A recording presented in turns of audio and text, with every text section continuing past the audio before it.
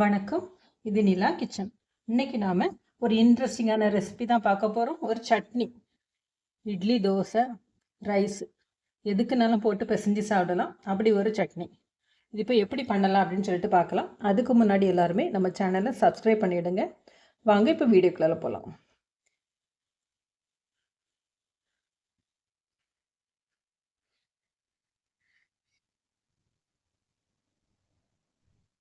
இதே மாதிரி சாப்பிட்டு பாருங்க.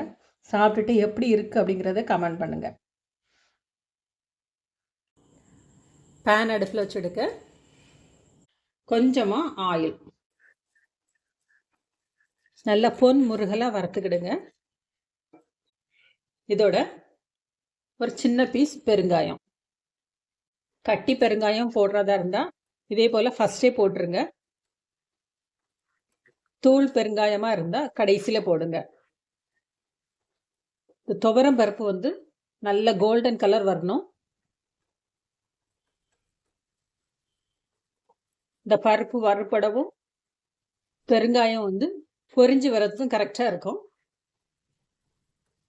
வேர்க்கடலை பச்சையாக சேர்க்குறதா இருந்தால் முதல்ல சேர்த்துருங்க. நான் இன்னைக்கு வறுத்த வேர்க்கடலைங்கிறதுனால கடைசியில் சேர்க்குறேன், பருப்பு வறுபட்டதுக்கு அப்புறமா. இட்லி, தோசை, ஆப்பம் எல்லாத்துக்கும் நல்லா இருக்கும். அதே டைமில் ரைஸோட பிசைஞ்சு சாப்பிட்றதுக்கும், துவையலாட்டு நீங்கள் அரைச்சிங்கன்னா ரைஸோட பிசைஞ்சு சாப்பிட்றதுக்கும் நல்லாயிருக்கும். தண்ணியாக வச்சிங்கன்னா தோசை, இட்லிக்கு தொட்டுக்கலாம். துவையலாட்டு அரைச்சிங்கன்னா ரைஸோட பிசைஞ்சு சாப்பிட்டுக்கலாம்.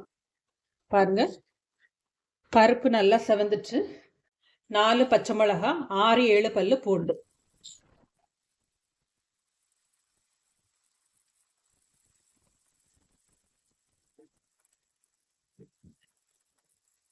வறுத்த வேர்க்கடலை 2, துவரப்பருப்புல பாதி அளவு, கட் பண்ண ஒரு வெங்காயம்,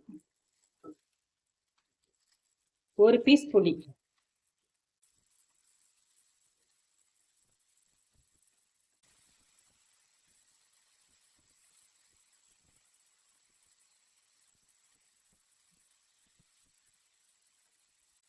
டேஸ்ட்டுக்கு தேவையான அளவுக்கு உப்பு போட்டுக்கிடலாம். 1 டீஸ்பூன் அளவுக்கு ஜீரகம்.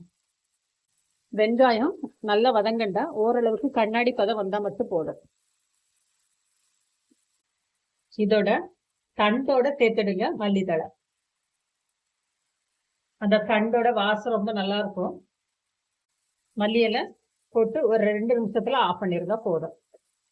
இப்போ சூடு ஆறவும் இதை வந்து அரைச்சி எடுத்துடலாம். தக்காளி, தேங்காய் இல்லாத ஒரு டேஸ்டான சட்னி. இப்போ ஸ்டவ் ஆஃப் பண்ணிடலாம், போதும்.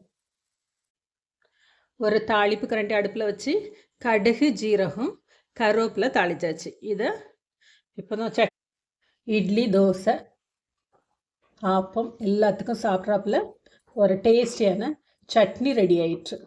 டிஃப்ரெண்டான சட்னி. தக்காளி கிடையாது, தேங்காய் கிடையாது. இதே போல் நீங்களும் செஞ்சு சாப்பிட்டு பாருங்கள். பார்த்துட்டு எப்படி இருக்குது அப்படின்னு சொல்லிட்டு ஃபீட்பேக் கொடுங்க.